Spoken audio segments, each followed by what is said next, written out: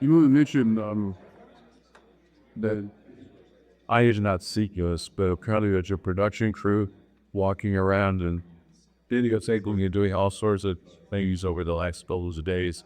And they had a little tray for which we're going to share with you a little bit later in this section. So, we want to get going. We're on a tight schedule. Pam McCue. Walk. Me. Fuck. Okay. Can you hear me? Awesome. So I asked to skip the introduction so that I can throw more science at you. So we're going to skip the couple of minutes so that I can add more detail. My name is Pam McCue. The exhibit that you can see over in the corner on the first floor is my exhibit. I've been sharing the Shroud through talks and all kinds of things for about 10 years. I've been sharing the exhibit in a big way for the last year. I've driven it around 10,000 of miles and shared it with 10,000 of people, and I'm very happy to share it with you also. But today, what I'm going to talk about is the science and wonder of the Shroud. I think that the Shroud is a fascinating artifact. It is fascinating to so many on a countless field that is study. And of course, as a Christian, it's Jesus. So it's very compelling. And it's very compelling to share it, I think. So I hope in this talk that it is not that you agree with everything I say, but I hope this inspires you to study the Shroud and to find your own way to share it. Worries. So you guys already know I'm not going to spend much time on the basics. So if you have questions from the basics and I don't direct you fast, catch me after the talk and I'll stay around. So this is the Shroud as it was last displayed to the public in 2015 at Turin, Italy. As course you both know, it's a long clock, over 14 feet long, a little less than 4 feet wide. It has the front image and the back image of a crucified man on the side of the clock. The Shroud has been in Turin since 1578. It's left Turin a couple of times. It's now in St. John the Baptist Cathedral. It's left Turin a couple of times. One time was in 1706. They were afraid of artillery. It was a war, I think it was the War of Spanish Succession. They were afraid that artillery was going to be aimed at Turin, so they took it to Genoa for a few months. And then during World War II, the Nazis were looking for it, and they did not want him to find it, so they moved it to a monastery and stored it here for several months, and then moved back after the war. So many people had told me, I saw the real Shroud in New Orleans or other stuff else. So some of our replicas, especially the permanent displays, look pretty good, but you haven't seen the real one if you didn't see it around Italy. So this is the best slide that I know for how to orient how those images got on the cloth. So in this, it clearly shows Jesus being laid at one end of the cloth and the cloth being wrapped over the head. So you can see how you get the back image and the front image on the same side of the cloth. The back where the body was laid, and the front where the cloth draped over the top of the body. This is about a little less than half of the cloth, and immediately your eyes are drawn to these tracks. And of course, not part of the image. That's burned image, where it was in a fire at Chambly, France. But you can still see the image at the center. And if you look at some of the enhanced images, you can really start to see the features. So you can see the face very well, and the chest, the hands, the legs.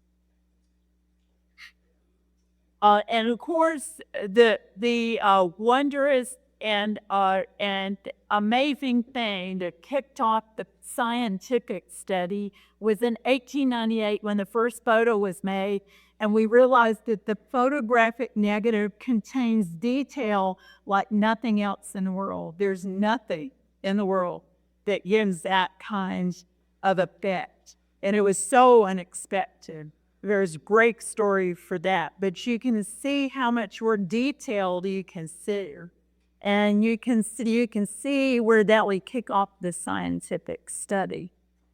So we're going to go back to that, and we're going to come back to that in a little while. But first, I want to talk, because there's been so many scientific studies, we know the general characteristics of the man who was wrapped in the shroud that millions of us believe was Jesus Christ.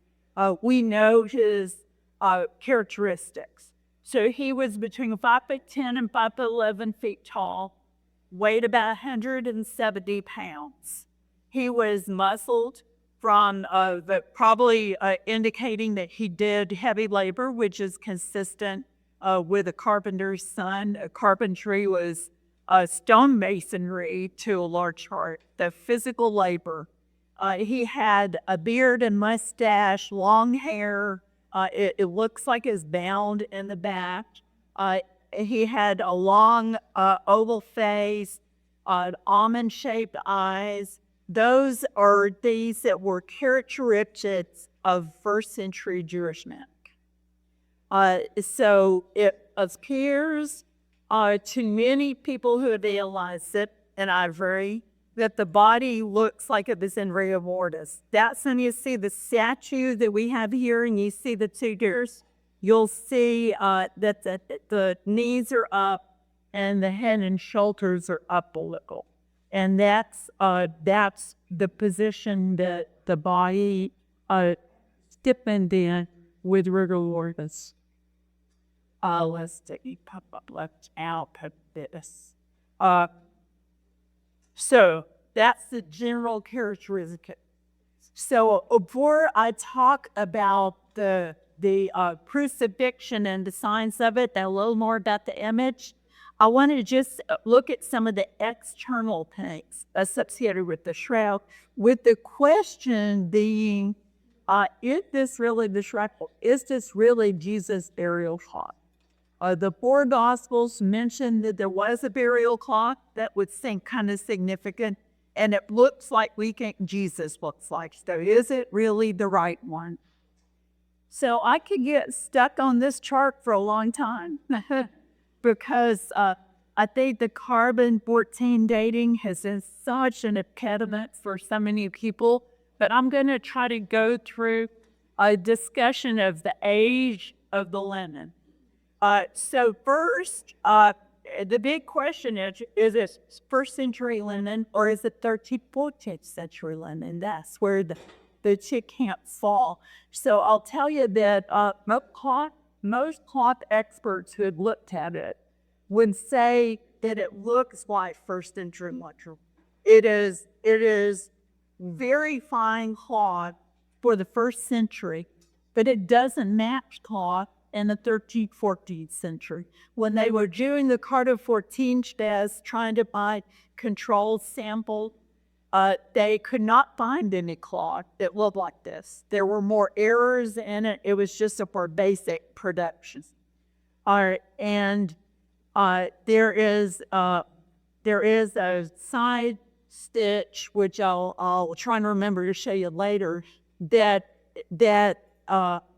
matches a first century linen that was recovered from Masada exactly. It's called the B stitch. And it hasn't been seen in other cloths. In addition, the scientists who have examined the cloth, especially when it's backlit, had noted that there's this banding effect. And this banding effect is basically color variations that come from how the fibers were processed to make the cloth. And that banding effect is seen at first century land, but it's not seen in medieval. And so there are so many factors that point to first century. There have been 5 dating tests in the last 10 years or so that test the strength of the fibers and the chemical composition that's still there in the linen. All 5 of those say that the linen is consistent with first century. So the only outlier is carbon-14. And carbon-14 date is great. It's a very precise means of dating. But carbon-14 testers reported that the date was 1260 to 1390 AD. And that was totally inconsistent with everything else, especially as more studies have been done. Well, we found recently that the tests had a lot of problems with their method. There are a lot of inconsistencies. Actually, I would go so far as to say they get data. It took 30 years, I think, to get a Freedom of Information Act to look at all their base data. And it looks like the data was kind of pushed to the side and not reported so that we wouldn't see the statistics of it and know that clearly their test showed that there was some kind of contamination. They weren't testing a single object. And so out of that, a lot of people want to retest it. And a lot of people say, well, yeah, we definitely want more information, but testing it with carbon-14 means destroying samples. So do you have enough samples that are already cooled off the cloth to have it been tested? I would be skeptical of that. So that's where the carbon-14 and then dating-wise, I think there's plenty of evidence that says this is first century linen, and I think the right assessment is first century. Pollen has been associated with the shroud. It pulled up of the shroud for several test events. If you look at it total, 58 types of pollen had been identified on the shroud. And pollen, you guys watch CSI, right? So you know pollen is really good. It'll tell you where something has been. And it's microscopic, so you don't tend to knock it off right away. So it sticks with it, especially with something like lemon. So in the pollen, there were 58 types identified. 35 of them were from Jerusalem. 13 of them were only from the Holy Land. And then the others were from Asia Minor and Europe, I believe, are routes for the shrouds. So the pollen gives a lot of credibility that it went from Jerusalem on its way to Europe. Dirt was also found on the shroud from the feet, the knees, and the nose. And this dirt is a relatively rare type of travertine aragonite limestone. And it's the building material in Jerusalem. And specifically, there's a strontium component in the dirt that really matches the Jerusalem. So that gets a lot of confidence that it was in Jerusalem. We have these images of Jesus that connect with the shroud. So this I'll put it over here for a little while. This Christ Pantocrator is the first picture of Jesus that looks like Jesus. And it's dated to 550 AD from Egypt, Sinai, Egypt. And if you look and compare the face between the shroud and this, facial recognition experts have said that there's 150 points of congruence. Around 50, somewhere between 40 and 60 points of congruence is good to put something into evidence in court. and this is 150, so it's almost a certain that. And I want to point out just 2 or 3 things that I think are very telling. So one of them is on the shroud, you see this band around the case between the hair and the pecs. And that is thought by experts to be a chin band that would have been used, put on the base at death to support the chin and around the face. And you see that these artists have incorporated this line between the hair and the face on all the images. It's a distinct line. And every once in a while you get one that also mirrors the blood stain as hair. There's the blood stain, and there's the man. And the second thing that I want to point out is this kind of bulge at the neck. That one really gets me because I saw these pictures before I knew about the shroud. And that bulging neck, I always thought, what is that? Are they saying that there was some abnormality there? Well, you see it on the shroud. Right there. But you'll notice that on the statue that I showed you a picture of, you don't see that bulge. So shroud analysts think that was where the linen was kind of bunched up. I told you the head and the shoulders were leaning forward. The linen comes across the top. So the linen got caught up a little in the edge there. But the artist incorporated this as the feature of Jesus. And it says there's early. And then the last thing that you'll notice on the icons when you can see the hands, some of them it's really dramatic. You can see very bony hand. And we'll talk about that a little bit more on the shroud, but the shroud also shows that his bucky hangouts. So these are just a few titles. And I'll tie this in with the next discussion. A lot of times you hear people saying, but we see it in ancient history. It just showed up in the 1300s. Well, here are some of the titles that you see during the first 100 years in written history. References, shroud, image of our Lord and Savior at full length, image bearing icon, full-length body image of Jesus. Image of Christ of divine origin, image of God incarnate, and that one's really used a lot.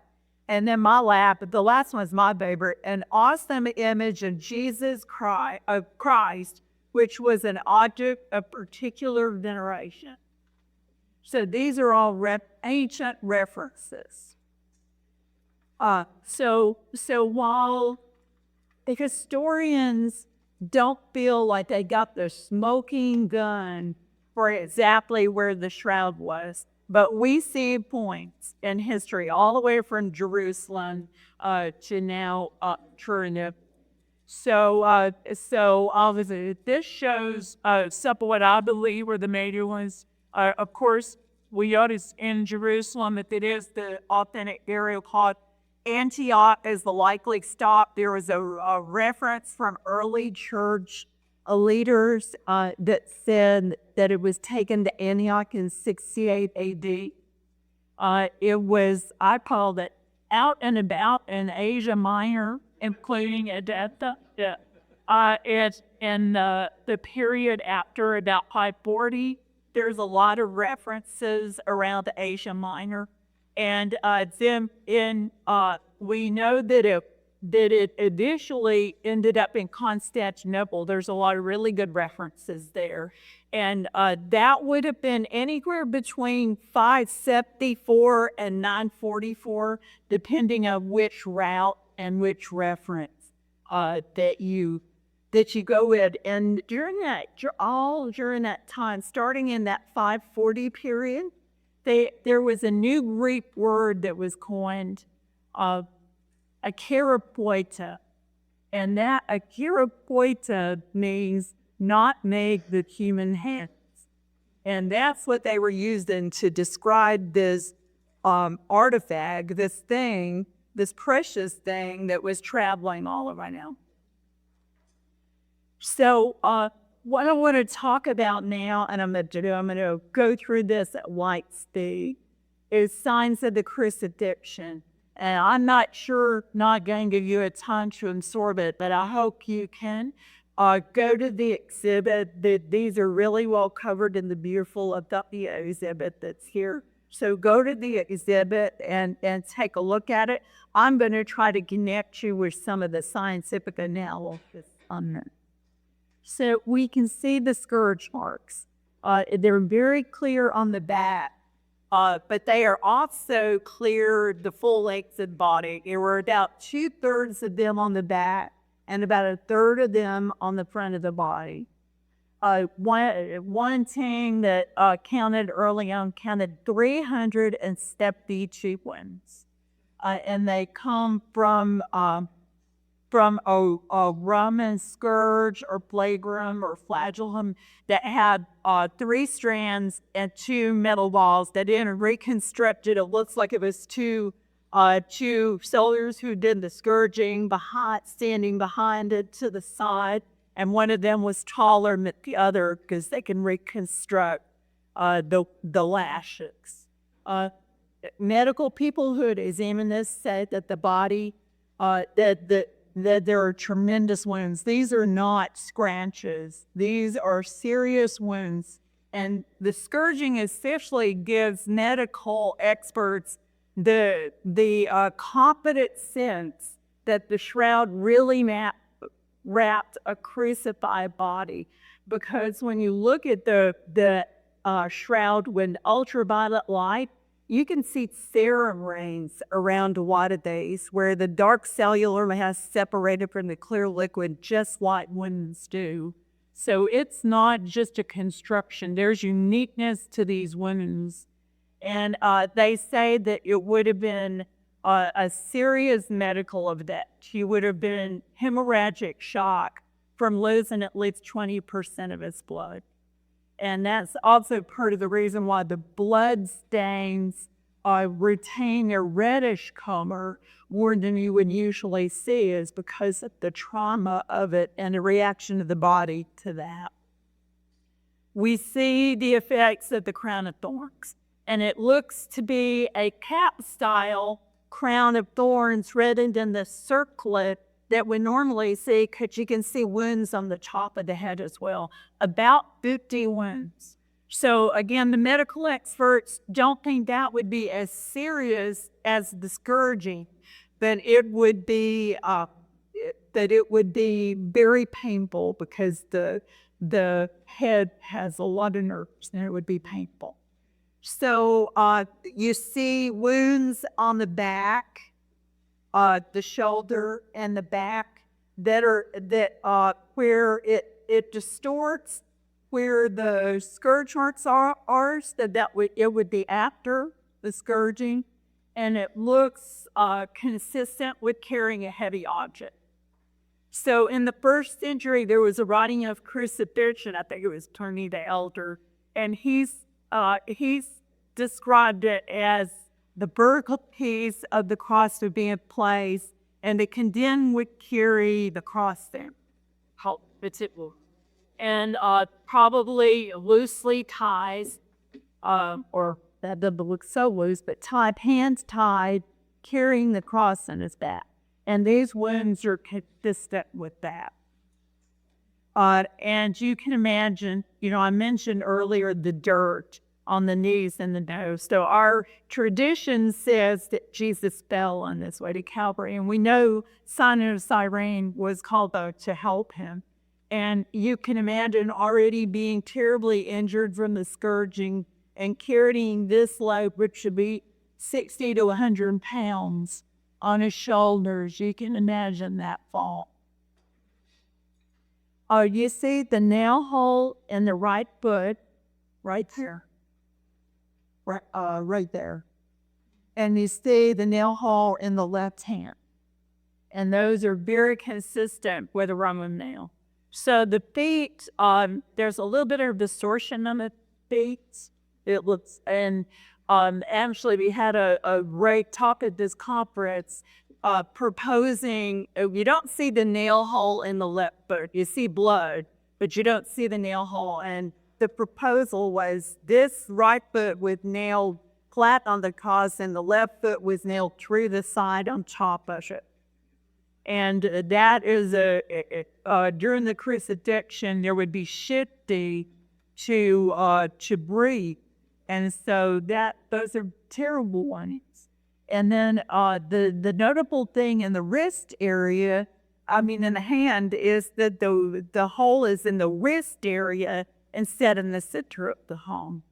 And that's a little bit of a surprise, but when they saw that on the Shroud negative image and started researching it in the 1930s, there was a French doctor who was the first to show that if you nailed it through the center of the palm, it would pull through the hand. That would not be a secure place. And in the wrist, it could be either in the wrist or very likely it could be kind of in this lower part of the palm and come out this side on the wrist.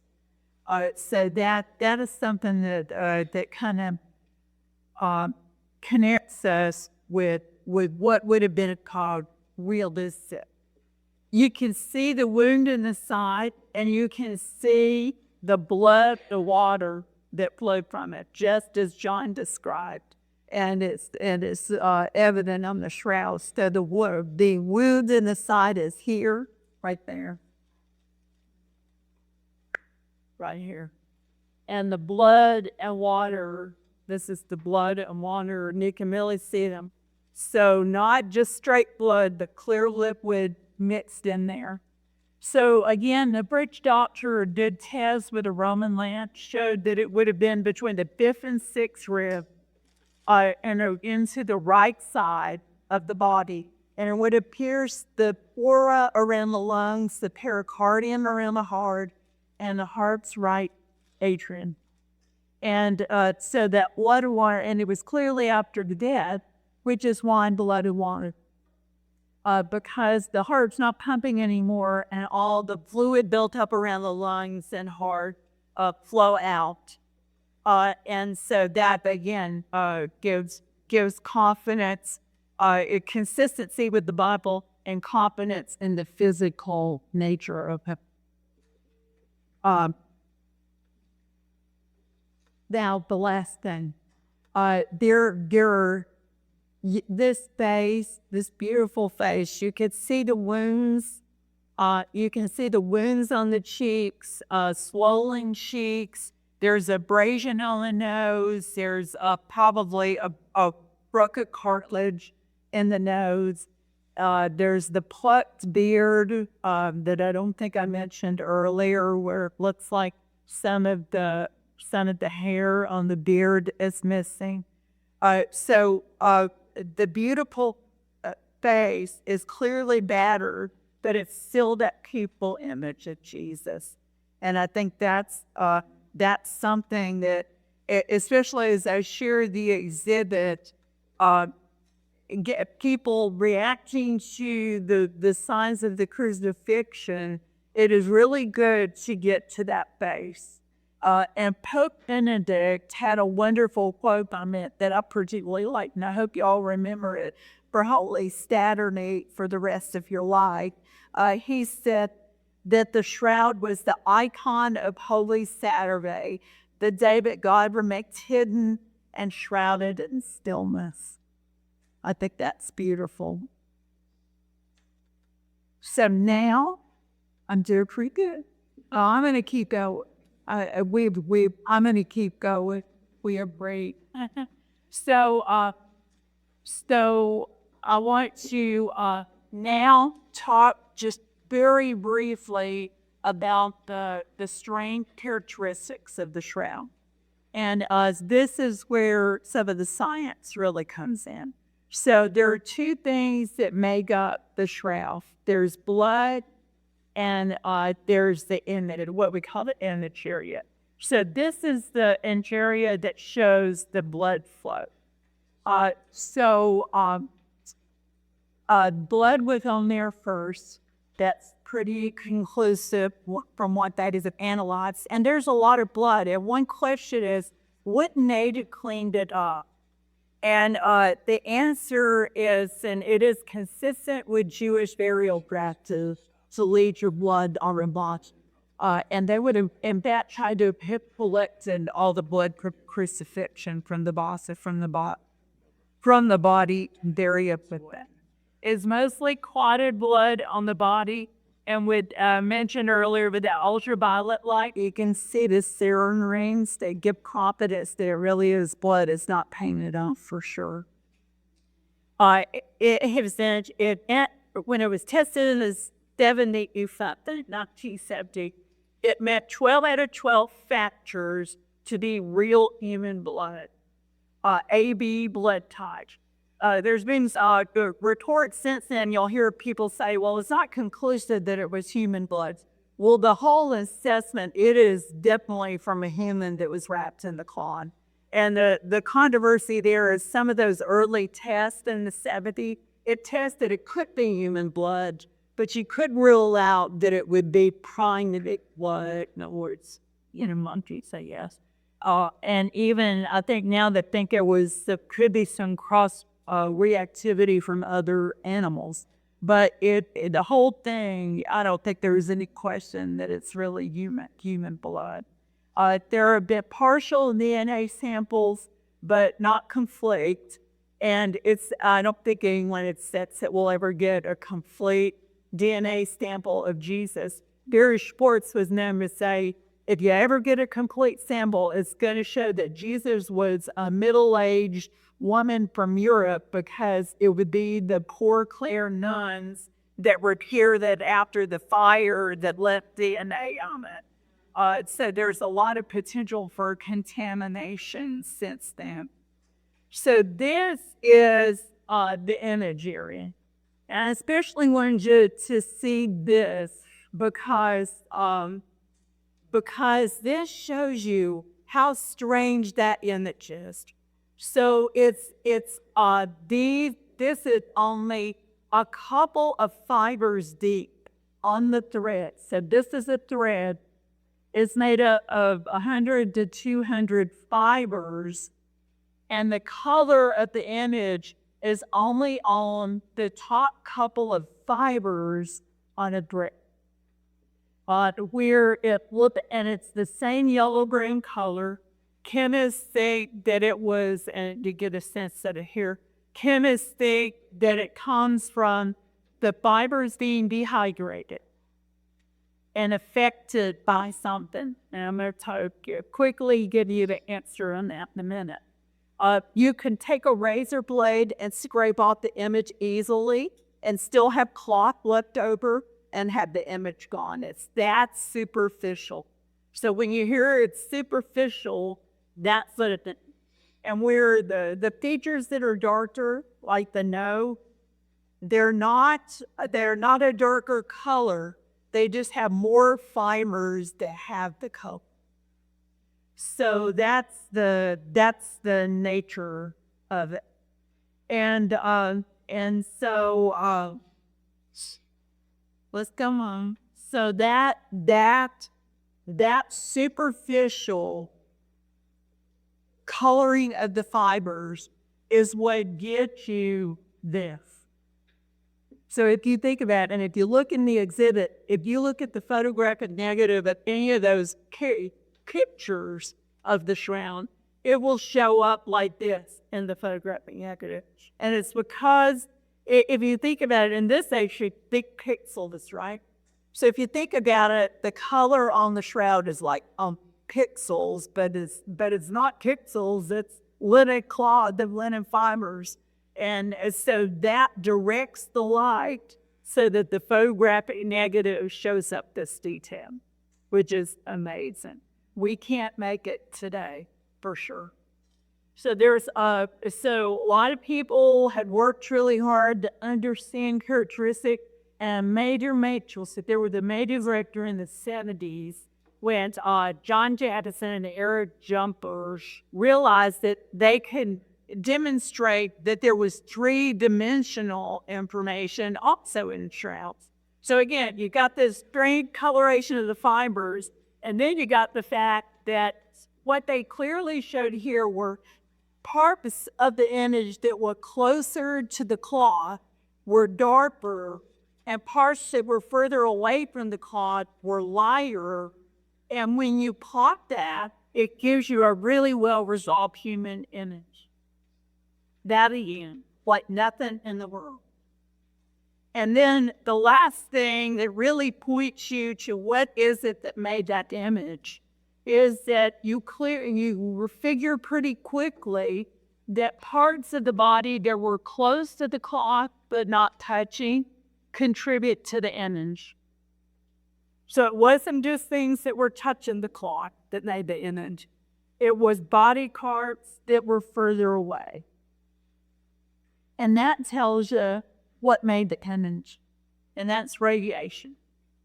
So, and guess what? It was from the inside of the cloth, so it came from the body. And so this is a picture of the hands that I wanted to show you. I talked about the bony hands. One of the reasons that the hands look so bony is because you're actually seeing some bone structure. And that is what we're seeing here. And it turns out anything that was about a half an inch from it it contributed to the image. So things that were close, but within a half. So we understand radiation, the sun burns our skin, microwaves cook our food. That again, this means it came from the body. I will skip this one. This is confirmation that you can mark linen with light energy. And so the best theories, there's different theories, there's multiple different theories, but the best theories say the body is wrapped in the tomb. At some point, the body disappears, basically, in terms of material and becomes the energy. So the body switches from being solid to the energy. And that is like was all right. That's supernatural. We can't do that. But it is consistent with Jesus in the Bible who went through walls and showed up and were scared to take her on the road to Emmaus. So the theory is body is there and then it's not. And in that process, the body marks the shroud with the picture of Jesus. And just another light image for you again. Body's there, not mass anymore, but light, and marks the image. So I think it can take a long time to get your head around the shroud. It took me a couple of years of study that after I was inspired, I really believed it, but needed to understand it. It took me a couple of years. But I think the apostles needed that. The apostle needed that shroud. And we need it today, and it was given to us. That view was given to us in 1898. So I hope I've inspired you to study the Shroud War and to kind of find your own way to share it and inspire about it.